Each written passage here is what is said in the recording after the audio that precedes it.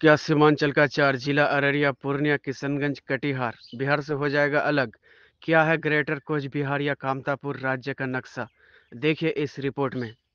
आसाम और बंगाल और बिहार के राजवंशी समुदाय के लोग एक अलग राज्य की मांग कर रहे हैं। आसाम के बोंगाई गांव में आयोजित एक कॉन्फ्रेंस में आसाम, बंगाल और बिहार के हजारों लोग पहुंचे थे। सभी लोगों ने जातीय नेता जीवन सिंह के सपनों को साकार करने के लिए एकबद्ध है। इस नए कामतापुर या ग्रेटर कोच बिहार राज्य का मांग पिछले 55 साल से कर रहे हैं। इस राज्य में बिहार के किशनगंज, कटिहार, पूर्णिया, अररिया सहित बंगाल के मालदा, उत्तर दिनाजपुर, दक्षिण दिनाजपुर, दार्जिलिंग, जलपाईगुड़ी, कोच बिहार, अलीपुरद्वार और आसाम के बोंगाईगांव, धुबरी, चिरांग, उदालगुड़ी, कोकराझार, बिलासीपारा कुल 18 जिला को लेकर एक नए राज्य का पुनर्गठन की मांग की है, जो संविधान के अनुसार किया जाएगा। इसके अलावा राजवंशी समुदाय अपने भाषा को 8वीं अनुसूची में दाखिल करने की भी मांग कर रहे हैं।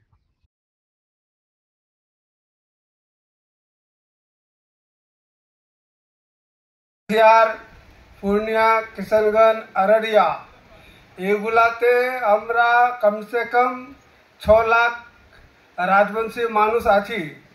एगुला मानुषे আমরা এদিকে আমরা জানলাম কি তো কান্তাপুর স্টেটের মানুষ আমরা তা লোক ওদিকে জানে না কি কান্তাপুর স্টেট।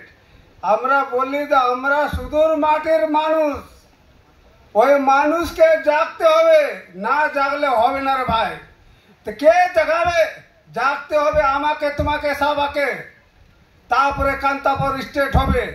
কান্তাপুর স্টেট না হলে কিছু হবে না। আমরা কচিদের এদিকে রাজবংশীকে এসটি দরজা মিলো, দরজা মিলে না মিলে আমাকে কান্তাপুর স্টেট চাই। কান্তাপুর স্টেট লিবার তনে আমরা বিহার, আসাম, বেঙ্গল মিলে ওনা রাজবংশীলা একত্র হয়ে রাজবংশীকে জাগবার কাজ করি। আর এই রাজবংশীকে না জাগলে কেমন হবে না।